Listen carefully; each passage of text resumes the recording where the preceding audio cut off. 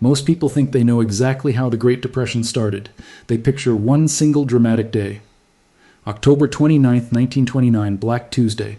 The ticker tape spitting out numbers faster than anyone could read them.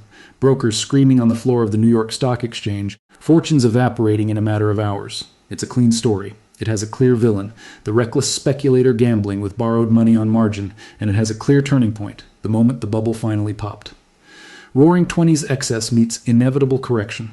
Cause and effect tidy and complete. But here's the problem. That story is dangerously incomplete, and in some ways it's flat out wrong. The stock market crash of 1929 did not cause the Great Depression. Let me say that again, because it matters. The crash was a symptom. It was a tremor that rattled the windows of a building whose foundation had already been quietly crumbling for the better part of a decade. What actually brought down the global economy wasn't a few bad weeks on Wall Street. It was a chain of interlocking failures stretching back to a war that supposedly ended more than 10 years earlier, a peace treaty that planted a financial time bomb in the middle of Europe, a monetary system that turned into a straitjacket, and a group of central bankers who made decision after decision that individually seemed reasonable and collectively guaranteed catastrophe. Here's what nobody tells you in the textbook version. By the time the crash happened, the real damage was already done. The crash didn't create the rot. It just tore off the wallpaper and showed everyone the rot had been there all along.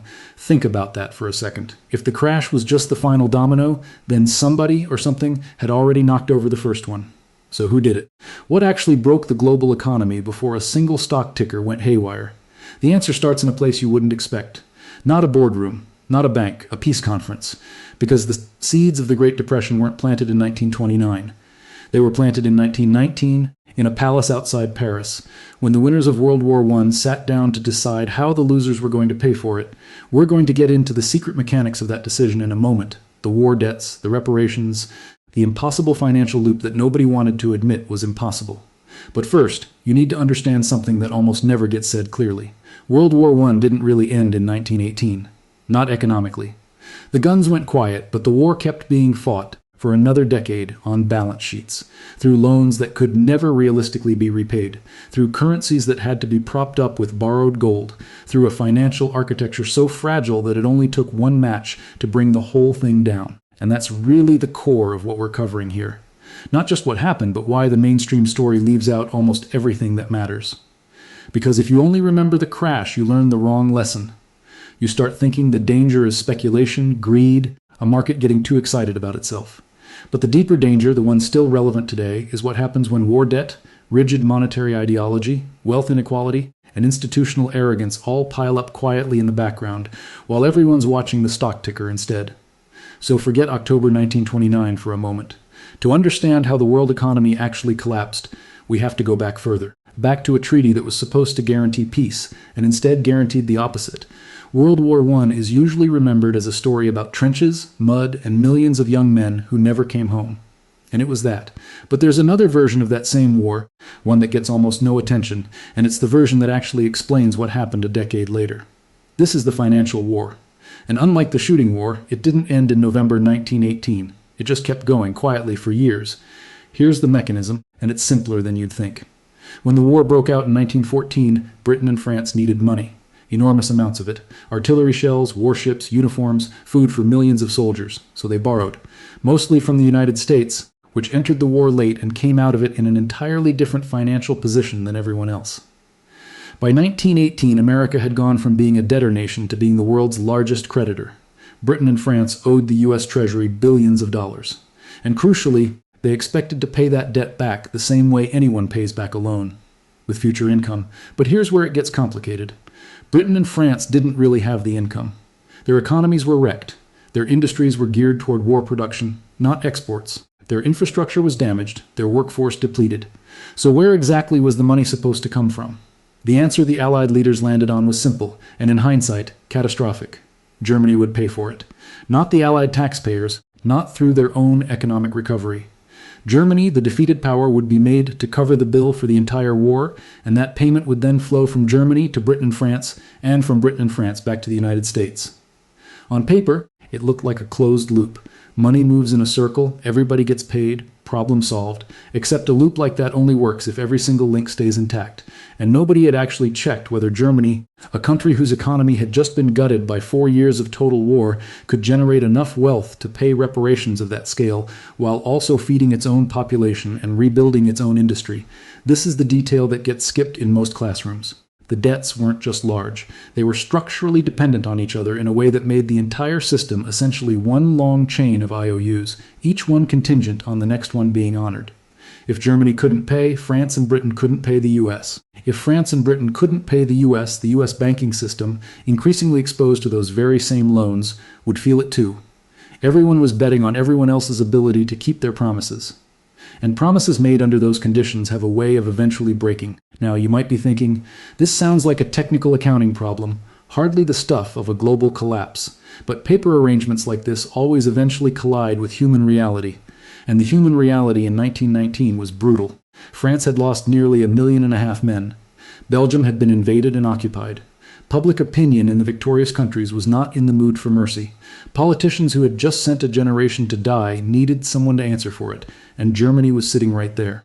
So when the Allied leaders gathered outside Paris in the spring of 1919 to draft the treaty that would formally end the war, the debt question and the punishment question fused into one single disastrous idea.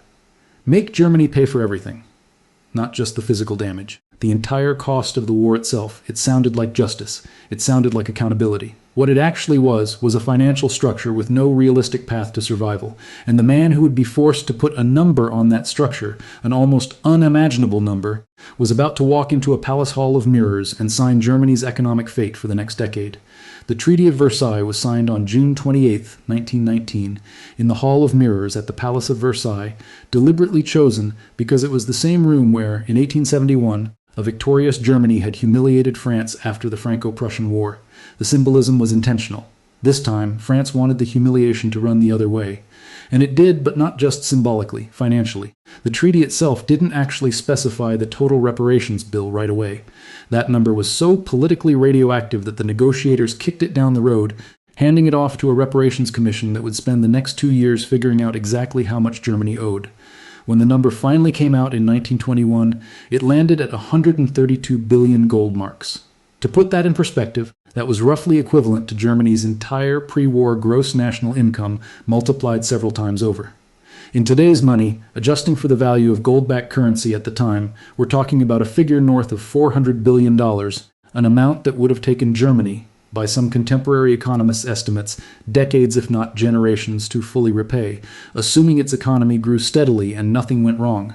Something went wrong almost immediately. Germany's new government, the fragile Weimar Republic, inherited a country that was already exhausted, already in debt, already missing the industrial regions it needed to generate export income, since key coal and steel areas had been handed to France as part of the settlement. And now it was being asked to hand over gold and hard currency at a scale it simply did not have. So Germany started missing payments. France, convinced Germany was deliberately stalling rather than genuinely unable to pay, responded in 1923 by sending troops into the Ruhr Valley, Germany's industrial heartland, to seize coal and goods directly as compensation. The German government's response to that occupation was to encourage workers in the Ruhr to passively resist, and to print money to pay them while they weren't producing anything. That single decision detonated one of the most infamous currency collapses in modern history.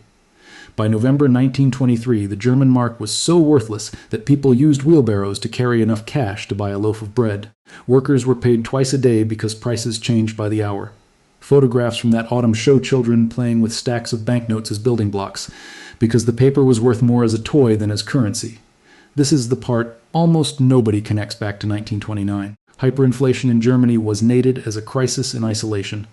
It set a psychological precedent, an entire generation that watched their savings become worthless overnight, and it forced the international community to admit that the original reparations framework simply could not function as designed. So American bankers stepped in with a fix, the Dawes Plan of 1924.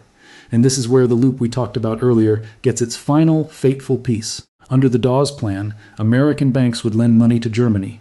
Germany would use those loans to rebuild its economy and pay reparations to France and Britain.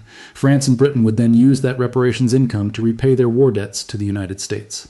It was, in essence, American money leaving New York, traveling to Berlin, traveling to Paris and London, and traveling right back to New York. A financial merry-go-round, dressed up as economic stabilization. For a few years, it actually seemed to work.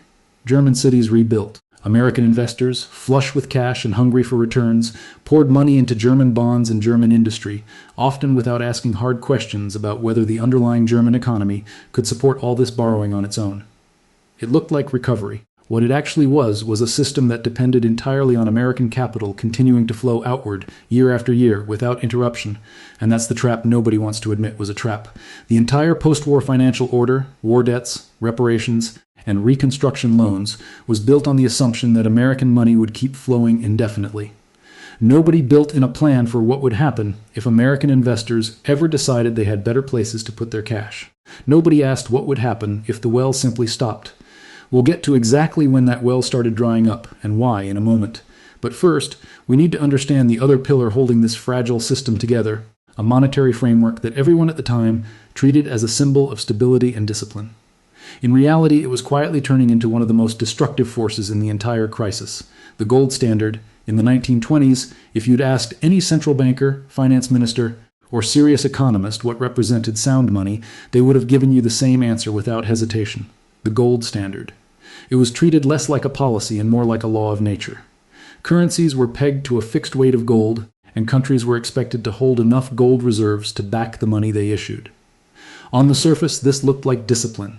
It looked like the ultimate safeguard against the kind of runaway inflation that had just turned German currency into confetti. But here's what almost nobody explains properly. The gold standard wasn't actually a natural permanent system.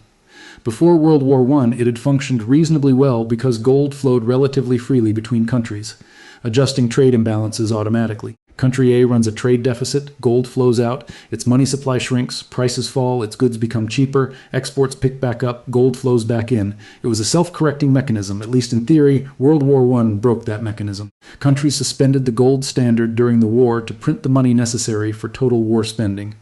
When they returned to it in the 1920s, and Britain notably did in 1925 at the old pre-war exchange rate, they weren't returning to the same world. Trade patterns had shifted, wealth had shifted, and the gold itself had shifted disproportionately into the vaults of two countries, the United States and France. This is the detail that turns an already fragile system into a genuine trap. For the self-correcting mechanism of the gold standard to work, gold actually has to move. It has to flow out of countries running deficits and into countries running surpluses, adjusting prices and demand along the way. But by the mid to late 1920s, gold was flowing into the US and France and then simply sitting there.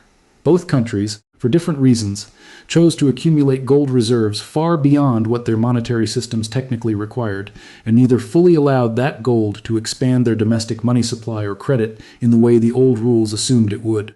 Think about what that actually means in practice. Countries like Germany, Britain, and much of Central Europe were short on gold, which meant they were under constant pressure to keep their own money supplies tight, keep interest rates high, and keep their economies squeezed just to hold on to what little gold they had left. Meanwhile, the countries with the gold weren't using it to loosen credit and stimulate global demand. They were hoarding it, like a household stockpiling more cash in a safe than it will ever need, while everyone else in the neighborhood is forced to cut back just to survive. This wasn't a hidden conspiracy. It was public policy, discussed openly in central banking circles, and defended by serious economists at the time as necessary prudence. But it turned the gold standard from a flexible adjustment mechanism into a deflationary vice, quietly tightening on the entire global economy, years before anyone on Wall Street had lost a single dollar in a stock trade. And here's the part that should genuinely unsettle you. The men in charge of this system weren't reckless gamblers. They were sober, respected institutional figures who believed with complete sincerity that they were protecting the world from inflation and instability. That's often how the worst economic disasters actually happen. Not through obvious villainy, but through rigid ideological commitment to a rulebook that no longer matched reality, enforced by people who were absolutely convinced they were doing the responsible thing. So, who exactly was sitting on all this hoarded gold, and why did they refuse to let it flow back out into a starving world economy? The answer takes us straight to the vaults of the Banque de France, and to a decision that turned French monetary policy into one of the most underappreciated accelerants of the entire global depression. By the late 1920s, France had become the second largest holder of monetary gold in the world, behind only the United States. Its share of the world's gold reserves ballooned from roughly 7% in 1927 to close to 17% within a few years. To put that in perspective, France was accumulating a global monetary resource faster than almost any nation in modern history had, and it was doing so largely by accident of policy, not by design of genuine economic need. Here's how it happened. In 1926, France stabilized the franc after years of post-war volatility, but it stabilized it at an undervalued rate, a rate that made French exports artificially cheap on the world market. Cheap exports meant France sold more goods abroad than it bought, running consistent trade surpluses. Under the old rules of the gold standard, that trade surplus should have brought gold flowing into France, which should have then expanded the French money supply, driven up French prices, made French exports more expensive again, and rebalanced the whole system automatically. Except the Bank of France didn't let that happen. Rather than allowing the inflow of gold to expand credit and the domestic money supply the way the old rules assumed, French monetary authorities systematically sterilized it. They took the gold in, added it to their reserves, and simply refused to let it circulate through the economy in the way it was supposed to. It sat there, inert, a mountain of wealth pulled out of global circulation entirely. Now scale that decision up across the entire world economy, and you start to see the real damage. Gold is, in this era, the fuel of the entire international monetary system. Every country's ability to expand credit, lower interest rates, and stimulate its own economy was tied to how much gold it held. When France and the United States together held roughly 60% of the world's monetary gold by the end of the decade, and both were actively preventing that gold from translating into expanded credit at home, they were effectively taking fuel out of the global tank while every other engine on Earth was sputtering, trying to run on fumes. Germany, Britain, Austria, and much of Central and Eastern Europe were left starved of the gold reserves needed to support their own currencies and credit systems. To defend their currencies and stay on the gold standard, these countries had exactly one lever available: raise interest rates, tighten credit, and force their own economies into contraction. This is what economic historians call a deflationary spiral, and it was already tightening its grip on large parts of the world well before October 1929. Picture it like a global game of musical chairs, except someone has quietly removed most of the chairs from the room, and almost nobody dancing realizes it yet. The music, roaring 20s prosperity in America, glittering nightlife in Berlin, booming stock prices on Wall Street, was still playing. But the structural supports underneath that music, the actual monetary fuel needed to keep credit flowing and economies growing, were being steadily drained away by decisions made in the marble halls of central banks in Paris and New York. And here's the truly unsettling part. This wasn't some rogue policy pushed by a single reckless official. It reflected a genuine, sincerely held belief among French monetary authorities that hoarding gold was the responsible, conservative course of action, a defense against the very inflation and currency collapse that had just devastated Germany. They thought they were the adults in the room. In reality, they were quietly strangling the very system they believed they were protecting. There was one man on the other side of the Atlantic who understood how dangerous this imbalance was becoming, and who had spent years using his influence at the Federal Reserve to paper over the widening cracks through careful, if imperfect, international cooperation. He worked closely with central bankers in London and Paris to try to keep the system stable despite the gold hoarding, essentially holding the entire fragile architecture together through sheer personal relationships and judgment calls made in real time. In October 1928, he died, and with him went the closest thing the fractured post-war monetary system had to a steady hand at the wheel. His name was Benjamin Strong, and if you've never heard of him, that's exactly the point. He's one of the most consequential figures in this entire story, and almost nobody outside of economic history circles knows his name. Strong was the governor of the Federal Reserve Bank of New York throughout the 1920s, and in practice he was the most powerful central banker in America, arguably in the world. The Federal Reserve System at the time wasn't the centralized unified institution we think of today. It was a loose confederation of regional banks, each with its own governor, its own priorities, and often its own rivalries. The Federal Reserve Board in Washington was supposed to provide overall direction, but in reality it was Strong, operating out of New York, who held the real influence, largely because New York was the financial capital of the country, and because Strong had cultivated deep personal relationships with the other major central bankers of the era. He worked closely with Montague Norman of the Bank of England and Émile Moreau of the Banque de France. These weren't just formal diplomatic relationships. They were genuine working partnerships built over years, involving regular correspondence, shared strategy, and mutual favors extended during moments of crisis. When European currencies needed support, Strong could often arrange for the New York Fed to lend a hand, sometimes through gold shipments, sometimes through coordinated interest rate policy, essentially using personal trust to patch over a system that had no formal mechanism for this kind of cooperation. This mattered enormously, because as we've just seen, the post-war gold standard had no built-in safeguard against countries like France hoarding reserves and refusing to let them circulate. The only thing standing between that imbalance and outright crisis was informal cooperation between a handful of powerful men who trusted each other enough to coordinate policy across borders, even when their own domestic political pressures pointed in different directions. In the summer of 1927, this cooperation produced one of the most consequential and most criticized decisions of the entire decade. Strong, Norman, Moreau, and Germany's Hjalmar Schacht met secretly on Long Island at the estate of Treasury Secretary Andrew Mellon to discuss the deteriorating gold imbalance. The outcome of that meeting was a decision by the Federal Reserve to cut American interest rates, aimed at easing pressure on Britain, which was struggling to defend its own currency and hold on to its dwindling gold reserves. It worked in the narrow sense that it helped Britain for a while. But cutting interest rates in the United States, at a moment when American stock markets were already climbing rapidly, poured cheap credit directly into a financial system that was becoming increasingly speculative. Cheap money flowed into margin lending, fueling a stock market boom that was already disconnected from the underlying strength of the real economy. Some economists at the time, and many since, have pointed to that 1927 rate cut as pouring gasoline directly onto the speculative fire that would eventually consume Wall Street 2 years later. Strong defended the decision.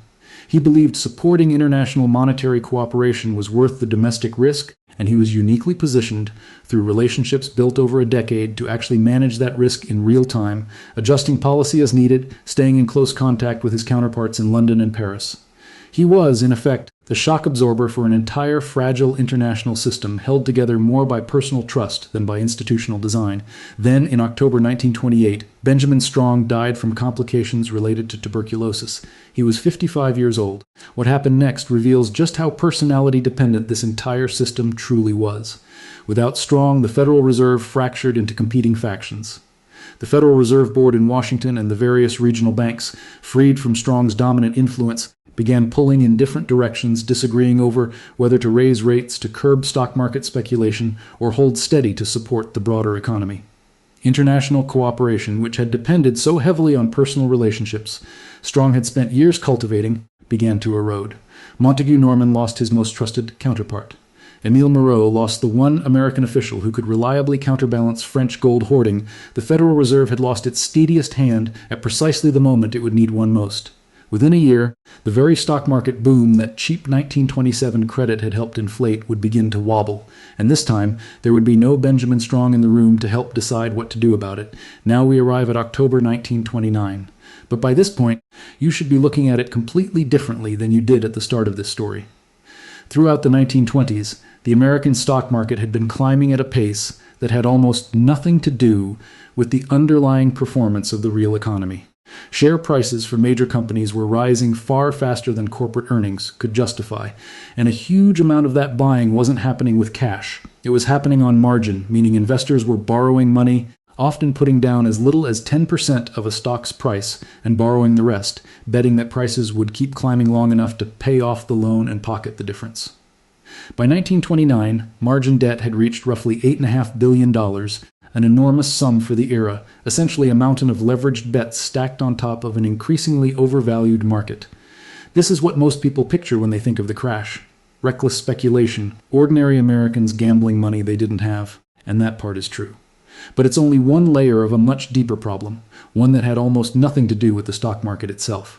Underneath the stock boom, the broader American economy was already showing serious cracks. Wealth inequality had reached staggering levels by the end of the decade.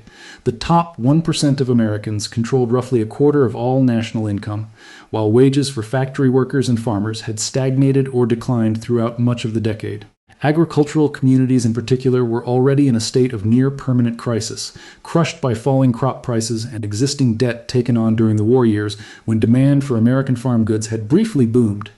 Here's the piece almost nobody connects properly. If wages were stagnant and wealth was concentrated so heavily at the top, how exactly was the American consumer economy still functioning? The answer is debt. Consumer credit expanded dramatically throughout the 1920s.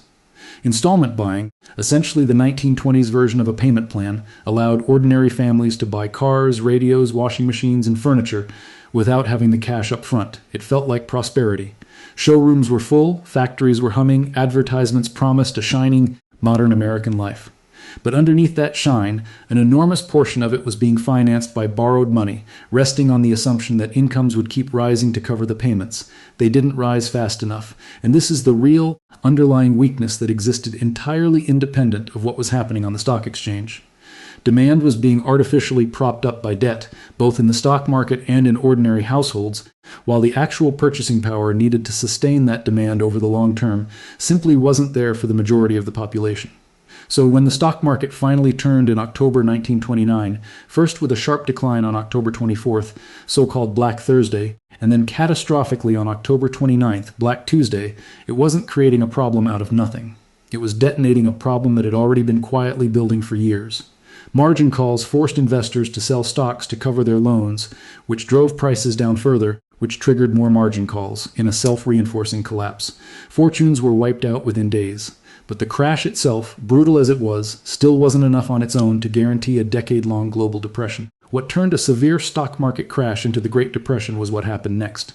Consumer spending, already stretched thin by debt and stagnant wages, collapsed as confidence evaporated. Businesses, seeing falling demand, cut production and laid off workers. Unemployed workers stopped spending entirely, which caused further declines in demand, which caused further layoffs.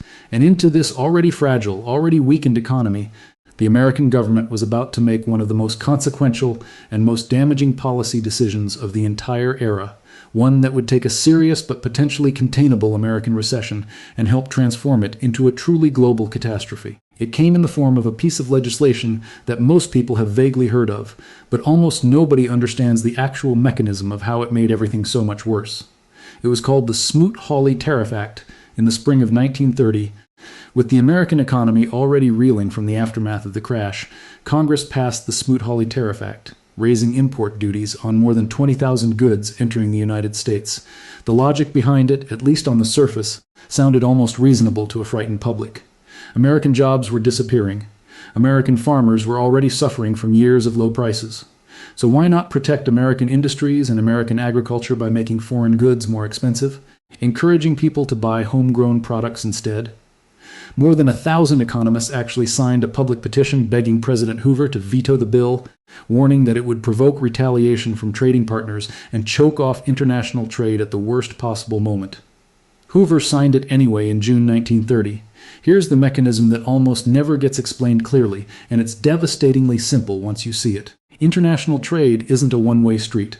Countries don't just sell goods to the United States and disappear. They sell goods to earn dollars, and they use those dollars in part to buy American goods in return, and just as importantly, to service the very war debts and reconstruction loans we talked about earlier in this story. When the United States effectively slammed the door on foreign imports, it didn't just protect American factories. It crippled the ability of countries like Britain, France, and Germany to earn the revenue they needed to keep functioning within that fragile financial merry-go-round of loans and reparations we described before. The response was immediate and predictable to anyone who had bothered to listen to those 1,000 economists. Countries around the world retaliated with their own tariffs against American goods. Canada, Britain, France, Germany, and dozens of other trading partners raised their own barriers in response. Global trade, which had already been softening, went into a genuine freefall. By 1933, world trade had collapsed to roughly a third of its 1929 volume. Entire export industries in country after country simply evaporated, throwing millions more people out of work, not because of anything happening on Wall Street, but because of a trade war that Washington had deliberately started, believing it was protecting its own citizens. Think about how this connects back to everything we've already covered. Germany, already struggling under reparations payments and dependent on foreign loans to stay afloat, now found its export markets collapsing just as American banks, nervous after the crash, began pulling back the very loans that had been propping up the German economy since the Dawes Plan. The circular flow of money we described earlier, American loans to Germany, German reparations to the Allies, Allied debt payments back to America, simply seized up entirely. Germany could no longer borrow to cover its obligations. And it could no longer export its way out of the hole either, because its trading partners were now slamming their own doors shut in response to Smoot-Hawley. This is where international cooperation, the very thing Benjamin Strong had spent years cultivating through personal relationships with central bankers in London and Paris, finally and completely broke down. With Strong gone, with the American government pursuing an aggressively protectionist trade policy, and with France continuing to hoard gold rather than release it back into the global system, there was simply no coordinated effort left to stop what was happening. Every major economic power was, in effect, looking out only for itself, making decisions that seemed locally rational, protect our jobs, protect our gold, protect our currency, while collectively guaranteeing a global collapse. By 1931, the crisis that had started as an American stock market correction had become something else entirely. It had become a genuine international banking emergency, one that would soon claim one of Europe's most important financial institutions and drag the entire continent even further into the abyss. In May 1931, Austria's largest bank, Credit Anstalt, collapsed. It wasn't just any bank. It held roughly 70% of all Austrian corporate assets, meaning its failure didn't just threaten depositors, it threatened the entire industrial and commercial backbone of the country. The collapse sent immediate shockwaves through neighboring Germany, whose banks were deeply interconnected with Austrian finance through the same web of short-term international loans that had been holding the post-war recovery together. Within weeks, panicked depositors across Germany began pulling their money out of German banks. Fearing they would be next, Germany's government appealed for international help, for a moratorium on reparations and war debt payments, anything to buy time and stop the bleeding. President Hoover did eventually propose a one-year moratorium on international debt payments in June 1931, but by then the panic was already moving faster than diplomacy could keep up. Britain, its own financial system strained by the ongoing crisis and by its continued struggle to maintain the gold-based exchange rate it had returned to back in 1925, was hemorrhaging gold reserves as nervous investors around the world scrambled to convert their currency holdings into something they trusted. In September 1931, Britain did something that would have been unthinkable just a few years earlier. It abandoned the gold standard entirely. This is a critical moment that rarely gets the attention it deserves. Britain leaving gold meant the entire post-war monetary framework, the system Benjamin Strong had spent years trying to hold together through personal diplomacy, the system France had been quietly distorting through gold hoarding, was now visibly, undeniably broken. Within a year, roughly 24 other countries would follow Britain off gold as well, each one prioritizing its own domestic economic survival over the internationally coordinated system that had governed global finance for the better part of a decade. Meanwhile, back in the United States, the Federal Reserve, still lacking the kind of decisive, coordinated leadership Benjamin Strong had once provided, responded to the ongoing banking panics with a policy that modern economists almost universally regard as one of the single greatest failures in the history of American central banking. As banks failed by the thousands across the country, more than 9,000 American banks would collapse over the course of the Depression, the Federal Reserve largely stood by, failing to act as a genuine lender of last resort, failing to inject sufficient liquidity into a banking system that was quite literally running out of cash. Some regional Federal Reserve officials actually argued that allowing weaker banks to fail was a healthy, purifying process for the economy, a philosophy that in hindsight looks less like sound policy and more like watching a house burn because you believe fire has a cleansing effect. The result was a collapse in the American money supply itself. As banks failed, the deposits that customers had placed in them didn't just disappear from those individual accounts, they vanished from the broader economy entirely. Since so much of what we consider money in a modern economy exists as bank deposits, not physical cash. Between 1929 and 1933, the American money supply contracted by roughly a third. An economy needs a certain amount of money circulating to function, to allow businesses to pay workers, workers to buy goods, and businesses to reinvest in growth. When a third of that circulating money simply disappears, the entire economic machine seizes up. By 1933, at the very bottom of the crisis, unemployment in the United States had reached roughly 25%. 1 in 4 working Americans had no job at all. Industrial production had fallen by nearly half from its 1929 peak. Farm income had collapsed so severely that families across the American Midwest and South were losing land they had held for generations, unable to make payments on debts that had made sense back when crop prices were still high. The human cost of all of this is almost impossible to properly convey in numbers alone. Families who had once considered themselves solidly middle class found themselves standing in breadlines, sleeping in makeshift shantytowns that sprang up on the outskirts of major cities, communities that the unemployed bitterly nicknamed after the president many blamed for their misery. Suicide rates climbed, birth rates fell. An entire generation of children grew up defined by scarcity, a psychological imprint that would shape their financial habits for the rest of their lives, decades after the crisis itself had technically ended. And this economic devastation didn't stay contained within the boundaries of pure economics. In Germany, a country already humiliated by Versailles, bankrupted by reparations, and now shattered by mass unemployment, reaching roughly a third of its workforce, political extremism found the fertile ground it needed to grow. A fringe political party that had been a marginal, almost laughable presence in German politics throughout the 1920s began rapidly gaining support, offering desperate, humiliated voters someone to blame and a promise of restored national strength. By 1933, that party's leader was Chancellor of Germany. This is the part of the story that should genuinely unsettle you. The Great Depression wasn't just an economic catastrophe. It was the soil in which some of the 20th century's worst political horrors took root. And none of it happened because of a single stock market crash. It happened because war debt, punitive reparations, gold hoarding, a leadership vacuum at the Federal Reserve, a self-destructive trade war, and institutional passivity in the face of banking collapse all reinforced each other. Each mistake making the next one more damaging, until an entire global economic and political order came apart at the seams. If we pull these disparate threads together, we find a story where each individual failure seems on its face almost survivable. A harsh treaty, a stubborn hoarding of gold, the sudden passing of a key banker, or a single misguided tariff bill. Viewed in isolation, none of these errors appear capable of dismantling the modern world. Collectively, however, they guaranteed it. The aftermath of the Great War left the global economy ensnared in a web of debt that only remained functional if every nation honored its commitments simultaneously, an assumption that had never been truly stress-tested. The Treaty of Versailles converted this fragile architecture into a punitive reparations cycle, demanding wealth from a gutted Germany that only existed as a merry-go-round of American loans, dependent on capital flowing outward forever. The gold standard, designed to enforce discipline, instead became a vice that transmitted deflation across borders once the United States and France began hoarding the world's monetary fuel.